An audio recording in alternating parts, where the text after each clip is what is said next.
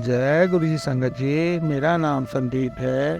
सत्संग और गुरु जी चैनल पे आपका स्वागत है।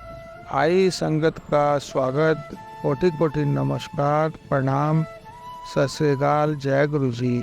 गुरु जी महाराज को कोटि कोटि प्रणाम। गुरु जी महाराज किस प्रकार से जीवन दान देते हैं, और इसको एक सत्संग में मैंने देखा और उसको मंदिर के अंदर देखा, दूसरा इसी तरीके से जो लाइव देखा, और सत्संग अभी मैंने लेटेस्ट सुना, उस सत्संग को मैं आप लोगों के साथ ज़रूर शेयर करूँगा। इससे पहले गुरु जी महाराज का जो हम मंत्र जाप करते हैं उसको कर लेते हैं। आइए संगत जी, जय गुरु जी संगत जी। ओम नमः शिवाय, शिव जी सदा सहाय। ओम नमः शिवाय, गुरु जी सदा सहाय। ओम नमः शिवाय, शिव जी सदा सहाय। ओम नमः शिवाय, गुरु जी सदा सहाय। यह सत्संग छतरपुर में रहने वाले राजकुमार सानी अंकल का है, और इनके सत्संग में इनसे कोई गलती हुई हो इनको लिखने में या बताने में मुझे, तो मैं उनकी तरफ से आप सभी संगत से क्षमा चाहता हूँ एडवांस में। आइए मैं आपके साथ यह सत्संग शेयर करता हूँ। बड़े मंदिर की बात है। बड़े मंदिर में कोरोना टाइम पे 2020 में वह सेवा पे थे। तो जब मैं वहाँ पहुँचा तो मैंने कहा, जय गुरु जी अंकल, माथा टेक लूँ आगे जाकर? उन्होंने कहा, हाँ टेक लीजिए, गाड़ी को यहाँ खड़े कर दीजिए और थोड़ा दूर से ही टेकेगा, मंदिर के आगे जाना संभवित नहीं है, आप आगे नहीं जा सकते। इतनी ही देर में वहाँ पर एक वीआईपी संगत आती है और उतर के कहती है कि हमें आगे जाना है। और हमने वहाँ पर जितने भी देखा, हमने सेवादार थे, किसी भी सेवादार ने उस वीआईपी संगत को आगे नहीं जाने दिया। उन्होंने 10 फ़ोन मिलाए, 10 सेवादारों से बात कराई, बट उन सेवादारों ने उनको आगे नहीं जाने दिया। मुझे बहुत खुशी हुई। इतनी देर में मैं माथा टेक के मैंने सोचा क्यों ना मैं पीछे की तरफ जाके बैठ जाता हूँ और वहाँ जाके पत्थर पे थोड़ा सा मंत्र जाप कर लेता हूँ। जैसे कि वहाँ बैठा और मैंने मंत्र जाप शुरू किया। मंत्र जाप शुरू करते के साथ ही 10 मिनट बाद मैं वहाँ से निकलने लगा तो एक गाय को एक कुत्ते ने काट लिया और वह तड़पने लग गई, और तड़पने लग गई तो वह पत्थर पर गिर गई। सांस लेना बड़ा मुश्किल हुआ। मेरा मन किया कि मंत्र जाप करता रहूँ। इतनी देर में दिमाग में आया क्यों ना किसी सेवादार से मैं जल प्रसाद मांग लूँ। तो एक वहाँ पे राजकुमार अंकल बैठे हुए थे, वो फटाफट 3-4 बॉटल्स वहाँ पर लेके आए और उन्होंने गौ माता का सिर अपने घुटने पे रखा।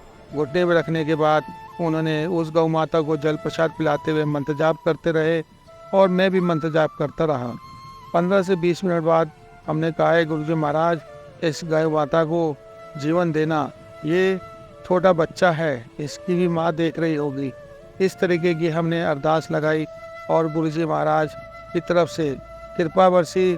हम लोग जल प्रसाद, हमने सोचा शायद और चीज़ होगा, तो उन्होंने कहा अंकल वहाँ से आप एक बार जल प्रसाद पकड़ के ले आओगे। मैंने वहाँ पे सेवादार को बोला, है अंकल वो सामने आपके सेवादार जल प्रसाद मांग रहे हैं। उन्होंने कहा ठीक है, आप ले जाइए।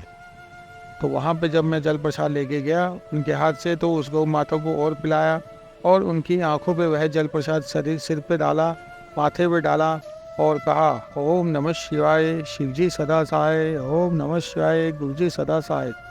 इस तरीके से अंकल बोलते रहे और गुरु जी को अरदास लगा के वो वहाँ से उठ के आ गए, क्योंकि गाय को हवा भी चाहिए होती है। जब वहाँ से उठे तो 15-20 मिनट बाद हम लोग वहीं पे थे, तो मैंने कहा अंकल देखो देखो देखो। मैं कहा वह गाय का जो है बच्चा वो जा रहा है और उठ गया है। हमने उसी समय शुक्राना किया और वह शुक्राना करके मैं अपने घर की तरफ प्रस्थान कर गया। अभी 3 दिन पहले ही मेरी उनका अंकल से बात हो रही थी। मन किया उनसे बात करूं कि आजकल सेवा पे दिखते नहीं हैं। तो उन्होंने बताया कि शायद अभी मेरा समय नहीं है सेवा का, और मैं सेवा पे किस वजह से नहीं जा पा रहा हूं वो मुझे ही पता है। मैं कहा अंकल प्लीज़ शेयर कीजिए। तो उन्होंने कहा, कुछ महीनों पहले मैं मेट्रो के पार उतरा, वहाँ गड्ढा था, अंधेरे में मुझे दिखा नहीं तो मेरे घुटने में लग गया। घुटने में इतना तगड़ा गैप आ गया है कि मैं आराम से चल नहीं पाता हूँ और खड़ा नहीं हो पाता हूँ। डॉक्टर ने खड़ा होने के लिए मना किया है, बट सेवा तो खड़ेगी है, बैठने की सेवा नहीं है, इसलिए मैं नहीं जा पा रहा हूँ। और अंकल एक सत्संग मैं आपके साथ शेयर करता हूँ। मैं कहा हाँ अंकल, राजकुमार जी बोलिए ना। तो राजकुमार जी ने बोला, अंकल मेरे पास पोको नाम का एक डॉगी है जो कि पिछले 7 साल से मेरे पास है। वह कुछ दिनों पहले बीमार पड़ गया था और जब मैं रात को आया तो देखा कि मैंने उसको बुलाया और बोला, पोको क्या बात है? तो ऊँ करते हुए वह मेरे चरणों में लेट गया। मैंने उसको उठाया तो नहीं उठा, तो सांसें उसकी गलत चल रही थी। 10 मिनट तक हम देखते रहे, डॉक्टर को बुलाया। डॉक्टर ने कहा कि आखिरी वक्त है, कभी भी यह जा सकता है।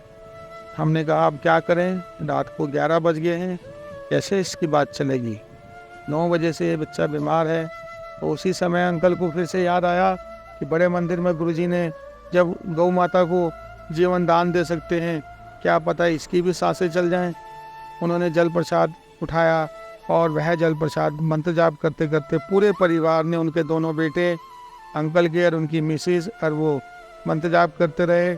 उसको गुरुजी के स्वरूप के नीचे बैठा दिया और जल प्रसाद पिलाया। जल प्रसाद पिलाने के बाद धीरे धीरे स्टेबल होने लगा। तकरीबन आधे घंटे बाद वह ठीक हो गया और उन्होंने कहा, अंकल अब आप आके देखो, पहले से भी ज़्यादा तंदुरुस्त लग रहा है। गुरुजी महाराज ने उसको जीवन बख्श दिया है। यह शुक्राना है गुरुजी का बहुत बड़ा। तो मैं उनके घर गया तो मैंने जाके देखा, इतना प्यारा डॉगी पोको नाम का। उसको एक आवाज़ दी, पोको, इतनी ज़ोर से चिल्लाता हुआ आया तो बोलता है हो हो।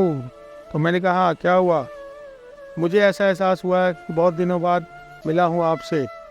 तो जब मैं रात को सो गया घर आके, तो मुझे नज़र में आया कि वह पिछले जन्म में मेरे साथ का एक छोटा भाई था और हम दोनों उस जन्म में मिले हुए थे और इसका एक्सीडेंट होकर डेथ हो गई थी। तो उस जीवन का अर्थार्थ उन्होंने दिखाया मुझे कि यह पिछले जन्म का मेरा छोटा भाई था।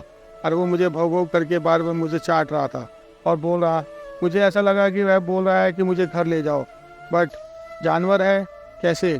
बट लेकिन जब रात को सपने में दिखाया गुरुजी महाराज ने कि वो इस तरीके से है, तो ये शुक्राना है।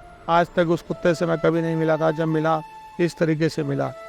तो अब वह कुत्ता नहीं, एक तरीके का मेरा भाई समझ रहा हूँ और गुरुजी का शुक्राना है। यह शुक्राना गुरुजी का इस प्रकार से है, किस प्रकार से 2 जीवों को उन्होंने जीवन दिया और एक पिछले जन्म की चीज़ दिखाई।